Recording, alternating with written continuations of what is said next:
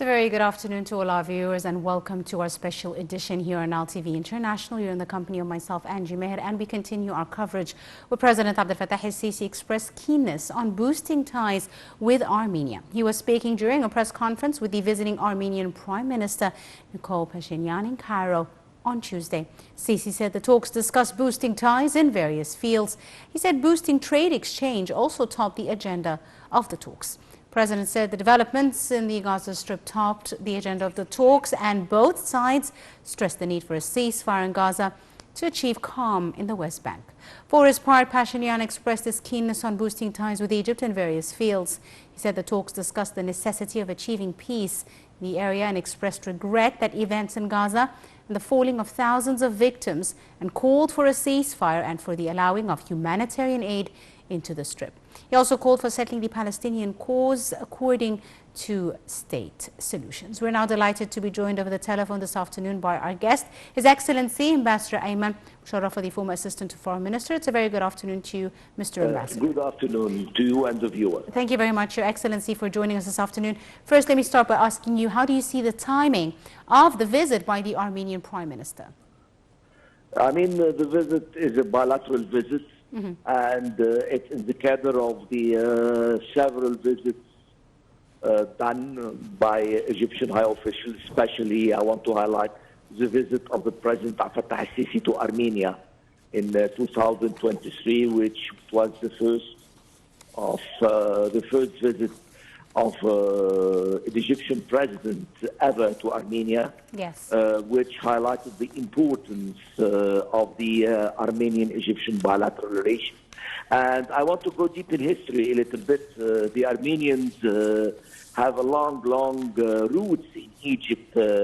One of the important prime minister was Prime Minister Nubar in the time of Ismail Pasha, and we had Nubar Pasha was a prime minister and a foreign minister, and one of the first foreign ministers too was Boghos Pasha too in the time of Muhammad Ali. Yes. So I mean, we had the Armenians are deeply rooted in the political life and even in the economic life and cultural life. And after the genocide of 1915 in the Balkans, the Armenians have immigrated to Egypt and Lebanon and Syria, and the Armenian diaspora reached around 100,000 between the period of the First World War and the Second World War, and we had two Armenian parliamentarians. So I mean, the Armenian cultural life enriched the Egyptian cultural life too, and they mingled around the Egyptians, and they had their own school, their own community, their own sporting clubs. So they were a very rich and vivid community contributing to the Egyptian cultural life. Absolutely, Your Excellency. Now, let me ask you, sir, how do you see the importance of ties between Egypt and Armenia when it comes to trade and investments, especially that some of the talks also focused on, elevating trade between the two nations? Of course, trade is very important because the Armenian products could find a good market in Egypt, and the Egyptian products could flood the Armenian market, despite the Armenian market is not a very big one. But we could explore, I mean, the possibility of more Egyptian investments in Armenia. And the Armenian diaspora in the world too. We have an important Armenian diaspora in the States and in France and in England.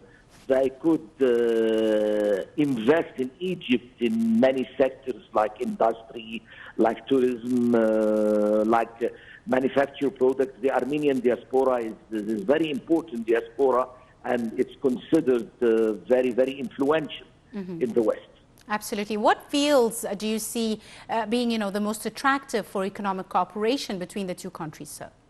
I do believe that the field of tourism is not fully explored because Egypt is a very important destination for the Armenians in winter, and Egypt could be a very attractive, Armenia could be a very attractive destination for Egyptians too. And I mean, the visit of the roots, we have around right now 10,000 Armenians living in Egypt. and they want to visit their homeland to Armenia. And I think we established direct lines between Armenia and Egypt.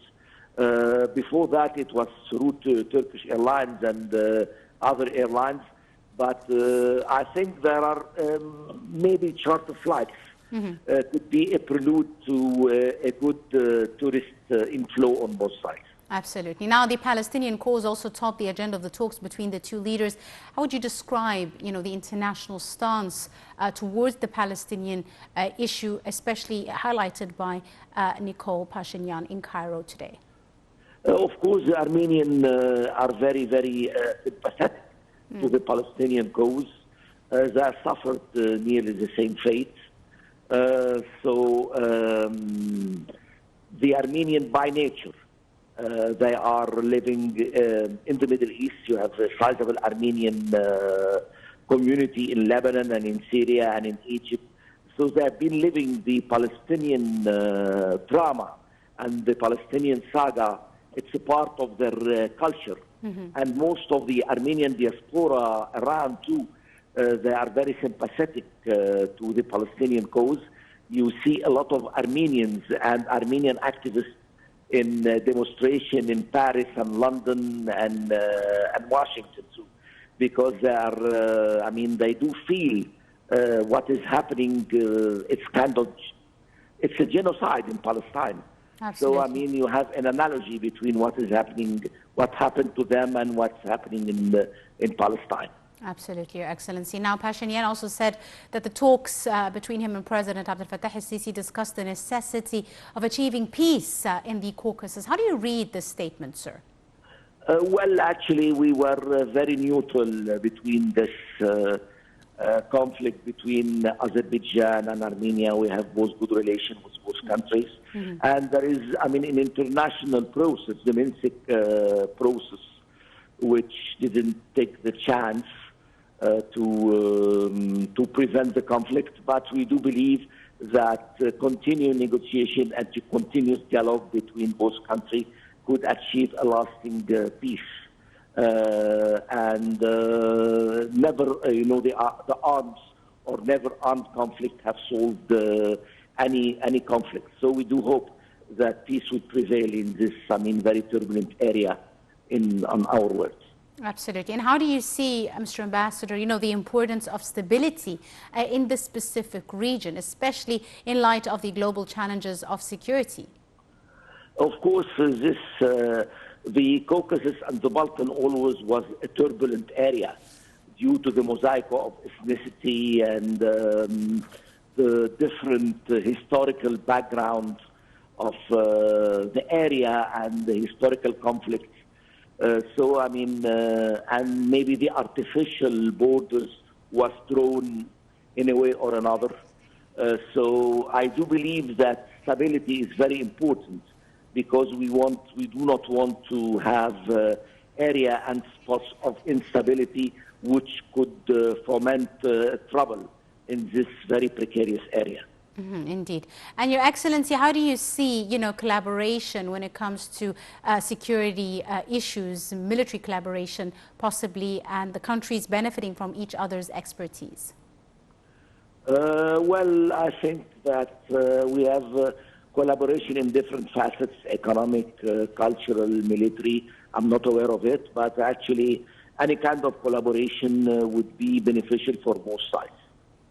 Absolutely. And finally, Mr. Ambassador, do you see, what would the benefits be for each of the countries if, they increased and worked on boosting bilateral ties in various fields, different fields?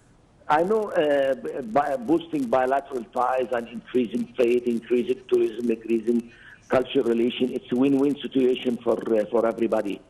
And especially, the first step would be establishing a direct link since Armenia is a landlocked country. We don't have ports, but we could establish direct flights to both countries. And already there is, a very good cooperation in international organization between both countries in matter of areas which are interesting both countries. And Armenia has, supported the Palestinian cause and Arab cause in international organizations and international forums. Absolutely. So, the political cooperation is going very well. And we have a consultation, a periodical consultation on different levels between Egypt and Armenia. Absolutely. Your Excellency, Ambassador Ayman Musharraf, former Assistant Foreign Minister, thank you very much, sir, for your time and for your insight on today's special edition here on Nile TV International. Ladies and gentlemen, a short break and we'll be back for more. Do stay tuned.